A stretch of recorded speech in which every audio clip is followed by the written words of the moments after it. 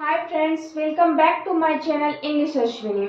आज के इस वीडियो में डेली यूज होने वाले ऐसे सेंटेंसेस लेके आई हूँ जो आप अपनी रोजमर्रा की जिंदगी में, अपनी डेली लाइफ में हर दिन कहीं ना कहीं आप इस सेंटेंसेस को यूज करते हैं, लेकिन आप इस सेंटेंसेस को हिंदी में यूज करते हैं। जी हाँ फ्रेंड्स, आप इस सेंटेंसेस को हिंदी में यूज करते हैं, लेकिन अगर आप इंग्लिश सीखना चाहते हैं, इंग्लिश बोलना चाहते हैं, तो ऐसे सेंटेंसेस को जो आप डेली यूज में हिंदी में बोलते आए हैं उसे आपसे इंग्लिश में बोलना है। आप लोगों को इंग्लिश सीखनी है और इंग्लिश में बातें करनी है। जी हाँ फ्रेंड्स, इसमें से एक भी सेंटेंसेस अगर आप अपने फ्रेंड के पास या फिर किसी और के पास ही बोलते हैं, इंग्लिश बोलना चाहते हैं, तो आप अपने फ्रेंड के पास या किसी और के साथ अगर आप बोलते हैं तो वो आपसे ज़रूर ये क्वेश्चन करेगा कि कहाँ से सीखी है इंग्लिश, मुझे भी बताओ, मुझे भी सीखनी है। तो ऐसे इफेक्टिव सेंटेंस मैं आपके लिए लेके आई हूँ। तो आइए स्टार्ट करते हैं। Let's get started. उसने कहा, ही सी सेड, ही और सी। तो ही और सी मैं यहाँ पे दोनों लिखी हूँ। तो ही का यूज हमेशा बॉय के लिए होता है और सी का यूज हमेशा गर्ल्स के लिए होता है। तो आप ये देख लीजिएगा कि सामने कौन है, बॉय है या गर्ल है। आप जिसके बारे में बातें कर रहे हो उसके लिए आप यूज कीजिएगा ही या फिर सी। तो उसने कहा का इंग्लिश में आपको बोलना है ही सेड या फिर सी सेड। तो उसने कहा, आप तो डेली लाइफ में ये सारे सेंटेंसेस यूज करते ही हैं। उसने कहा, मम्मी उसने कहा, आंटी उसने कहा। किसी और के बारे में अगर आप कुछ भी बातें करने वाले होते हैं तो उसने कहा, ये सेंटेंसेस आप हर दिन कहीं ना कहीं यूज करते हैं। तो उसको इंग्लिश में करना है ही या फिर सी सेड। धीरे बोलो, स्पीक सॉफ्टली। यहाँ पे स्लोली भी हो सकता है धीरे बोलना का, स्पीक स्लोली भी, लेकिन वो काफी पुराना हो गया है। स्लोली यहाँ उतना अच्छा नहीं लगेगा जितना अच्छा कि सॉफ्टली लगेगा। आप सॉफ्टली का यूज कीजिए। सॉफ्टली यानी कि पोलाइट तरीके से बोलो, धीरे बोलो। ऐसा नहीं कि इतना स्लोली हो गया मतलब बहुत धीरे धीरे बोलो, धीरे धीरे पढ़ो। जैसे कि धीरे पढ़ो तो क्या हो जाएगा, रीड स्लोली। यहाँ पे है धीरे बोलो तो स्पीक सॉफ्टली। ठीक है, मैंने कहा आई सेड। आप बोलते हैं ना मैंने कहा आई सेड, कहीं ना कहीं ये भी सेंटेंसेस आप डेली यूज में यूज करते हैं। मैंने कहा कि मैं कल आऊंगी, तो उसके लिए मैंने कहा यूज करते हैं, तो उसको आप बोलिएगा आई सेड।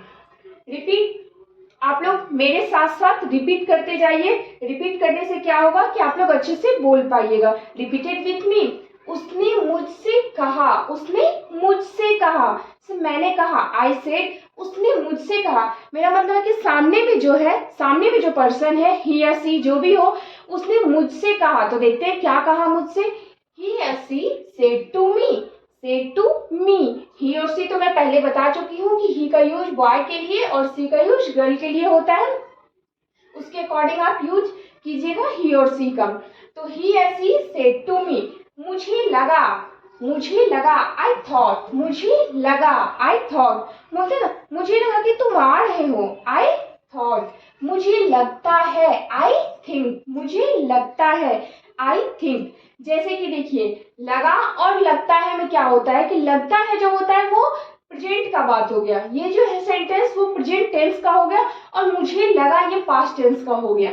एग्जाम्पल के लिए देख लीजिए कि मुझे लगा कि एग्जाम कल होने वाली है ना। मुझे लगा कि एग्जाम अभी नहीं होगी, ये भी ले सकते हैं। मुझे लगा एग्जाम अभी नहीं होगी, मुझे लगता है कि एग्जाम नहीं होगी। मुझे आज भी लग रहा है, मुझे लगता है मतलब मुझे आज भी लग रहा है कि एग्जाम जो है वो रद्द हो गई है, नहीं होने वाली है, कैंसिल हो गई है। तो मुझे लगता है आई थिंक और मुझे लगा आई थॉट।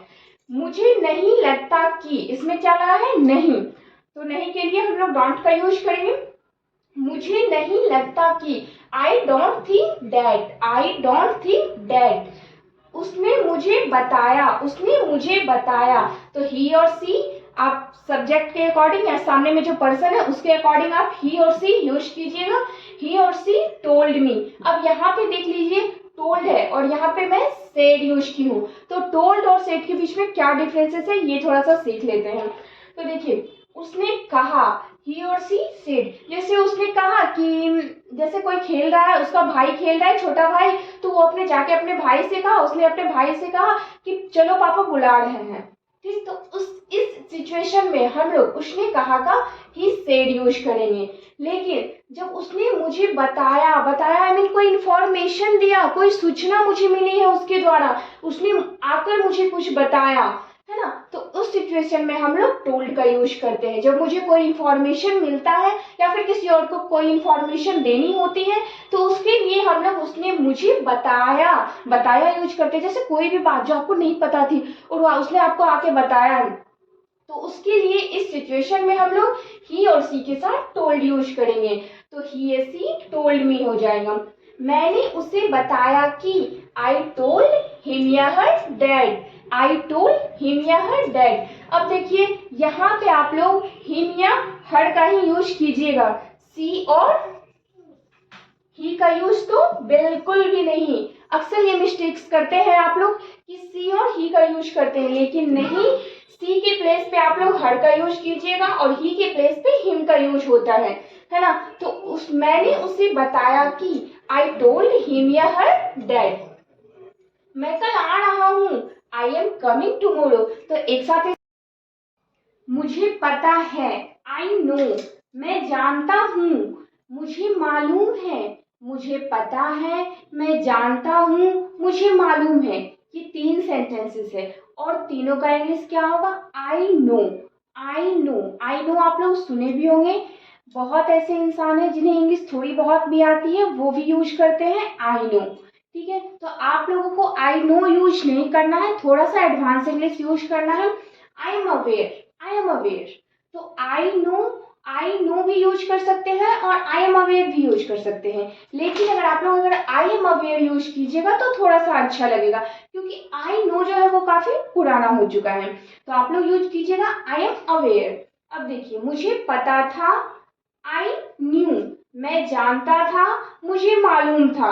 इन 3 सेंटेंस का जो इंग्लिश में होगा, इंग्लिश में जो आप लोग बोलिएगा इसे, तो इसे बोलिएगा आई न्यू, मुझे पता था, मैं जानता था और मुझे मालूम था। ये तीनों सेंटेंस के लिए इंग्लिश यूज होगा आई न्यू। लेकिन एडवांस में आई वॉज अवेयर यूज कर सकते हैं आप लोग। ये थोड़े से एडवांस फ्रेजेज हैं, अच्छा लगेगा बोलिएगा तो। और इसे आप लोग आई न्यू पढ़िएगा, जो न्यू होता है ना नया वाला, वही यहाँ पे यूज करना है, आई न्यू।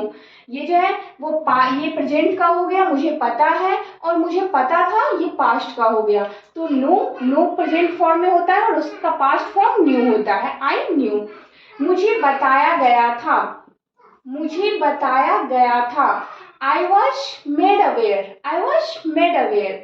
या फिर आप यूज कर सकते हैं I was told, I was told. मुझे बताया गया था के लिए आप लोग I was made aware use कर सकते हैं, या फिर आई वॉज टोल्ड भी यूज कर सकते हैं। आप लोग को जो 2 सेंटेंसेस में आप लोग को जो बोलने में आप लोग कंफर्टेबल फील कर सकते हैं वो आप बोल सकते हैं। अब देखिए, मुझे नहीं पता, मैं नहीं जानती, मुझे नहीं मालूम।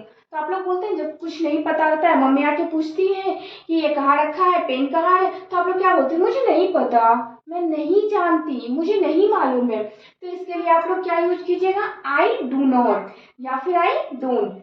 क्या यूज करना है? आई डू नॉट या फिर आई डोंट नो। देखिए, डोंट नो को अक्सर आप लोग पढ़ देते हैं डोंट। इसको डोंट नहीं पढ़ना है, इसको पढ़ना है डोंट। डोंट उच्चारण करना है इसका। अब देखिए, मुझे नहीं पता था, मैं नहीं जानता था, मुझे नहीं मालूम था। तो इसमें क्या हो गया? यहाँ था कि मुझे नहीं पता, प्रेजेंट में नहीं पता है, तो उसके लिए हम लोग डू नॉट यूज किए, डोंट यूज किए। लेकिन यहाँ है वही चीज, पास्ट में नो लगाना है। मुझे नहीं पता था, मैं नहीं जानता था, मुझे नहीं मालूम था। तो इसके लिए आप लोग क्या यूज कीजिएगा? I didn't know, I didn't know. अब देखिए, डिडंट के साथ नो आया है और नो जो है वो वर्ब का फर्स्ट फॉर्म है। No is first form of verb. No जो है वो वर्ब का फर्स्ट फॉर्म है।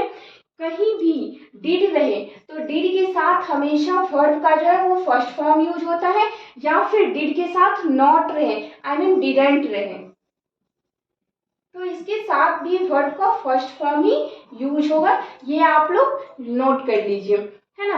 डिड के साथ भी वर्ब का फर्स्ट फॉर्म यूज होगा, या फिर डिडंट के साथ भी वर्ब का फर्स्ट फॉर्म ही यूज होगा। कौन है?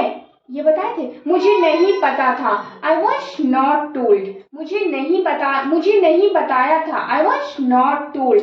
जैसे होता है ना कि ऑफिस में मीटिंग है और आप लोग अटेंड नहीं कर पाए मीटिंग, तो बोलते हैं ना मुझे नहीं बताया था, मीन्स मुझे इन्फॉर्मेशन नहीं मिली थी कि मीटिंग है, तो मैं कैसे अटेंड करता, इस तरह बोलते हैं ना। तो उसको इंग्लिश में बोलना है आई वॉज नॉट टोल्ड, या फिर उसको एडवांस इंग्लिश में आप लोग बोल सकते हैं I was not informed, means मुझे इन्फॉर्मेशन नहीं मिली थी। कौन है, हु इज इट, जैसे कोई डोर नॉक कर रहा है ना, कोई डोर नॉक कर रहा है तो आप लोग बोलते हैं ना कौन है, या फिर आपकी मम्मी बोलती है, पापा बोलते हैं जाके देखो कौन है, तो उसी कौन है के लिए आप लोग को यूज करना है who is it, who is it. तो लाइक सब्सक्राइब और शेयर कर दीजिए। अगर आप लोगों को ये वीडियो अच्छी लगी है और थोड़ी सी भी यूजफुल लगी तो अपने फ्रेंड के साथ शेयर भी कर दीजिए, ताकि आपके साथ आपका फ्रेंड भी इंग्लिश सीख सके। Thank you.